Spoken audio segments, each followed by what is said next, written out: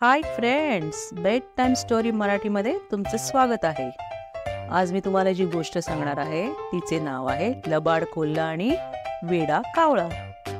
एक मोठे जंगल होते. त्यात सगळे प्राणी पक्षी आनंदाने राहत होते. त्या जंगलात एक कोल्हा राहत होता. मनाने जेवढा चांगला तेवढाच लबाड पण होता आणि स्वार्थी एक नंबरचा होता. आपला फायदा कसा होईल याचा तो आधी विचार करायचा. मग ती शर्यत असू दे नाहीतर फ्रेंडशिप असू दे. एकदा काय झाले, कोल्हा जंगलात फिरत होता. सकाळपासून त्याला काही खायला मिळाले नाही आणि त्याला खूप भूक लागली होती. अर्ध जंगल फिरून झाले पण आज त्याला काही खाण्यासाठी सापडले नाही. काय करावे काही कळेना. पोटातली भूक पण शांत बसू देत नव्हती. तो विचार करू लागला, अरे यार, आज काय दिवस उगवलाय. सकाळी सकाळी कोणाचं तोंड बघितलं मी. आज काही शिकार पण सापडत नाही. अरे शिकार तर सोडा, साधा पोळीचा तुकडा पण नाही सापडला. शी. तेवढ्यात त्याची नजर समोर झाडावर बसलेल्या कावळ्यावर गेली. बघतो तर काय, त्या कावळ्याच्या तोंडात एक छोटा मासा होता. Oh my God, oh my God, मला हा मासा हवा आहे.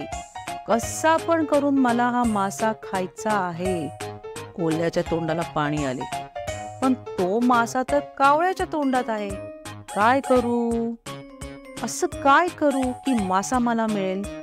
तेवढ्यात त्याच्या डोक्यात एक आयडिया आली. कोल्हा त्या झाडाखाली गेला ज्याच्यावर कावळा बसला होता आणि कोल्हा कावळ्याकडे तोंड करून म्हणाला, ए कावळ्या, कसा आहेस? बऱ्याच दिवसांनी बघितले तुला. कावळा दचकून खाली बघतो आणि फक्त मान हलवतो. कोल्ह्याला कळते की हा काही आपल्या प्रश्नांची उत्तरं देणार नाही, कारण त्याला माहित होते की कावळ्याने उत्तर देण्यासाठी तोंड उघडले की मासा खाली पडणार. मग कोल्हा त्याला म्हणतो, ए हँडसम कावळ्या, तू पहिल्यापेक्षा जास्तच चमकतोयस. आधी तुझा ब्लॅक कलर ना असा फेडेड वाटायचा, आता एकदम ग्लॉसी ब्लॅक झालाय. तुला माहित नाही तू दुरून काय चमकतो आहेस. हे ऐकून कावळ्याला तर खूप बरे वाटले. अरे यार, कोणीतरी आपलं कौतुक तर करत आहे. त्याने परत एकदा मान हलवली, तोंड नाही उघडले. कोल्हा परत एकदा ट्राय करून बघतो आणि म्हणतो, ए हँडसम कावळ्या, तुझा डान्स नाही पाहिला रे. मागच्या वेळे नाही का तू मला करून दाखवला होतास. काय पाय आपटत होता, काय पंख फडफडत होता. मी कधीच विसरू शकणार नाही. एकदा करून दाखवणार आहे मला तो डान्स. कावळा एकदम खुश झाला आणि कोल्ह्याला डान्स करून दाखवला. कोल्हा मनात म्हणतो, काय बावळट ध्यान आहे. काय तो डान्स करतोय, स्वतःला काय शाहरुख खान समजतो काय, येडपट कुठचा. पण काय, मला लागली आहे भूक आणि मला पाहिजे आहे तो मासा. म्हणून याचा हा विचित्र डान्स मला बघावा लागतो आहे. देवा, मासा पडू दे रे आणि माझ्या पोटात जाऊ दे.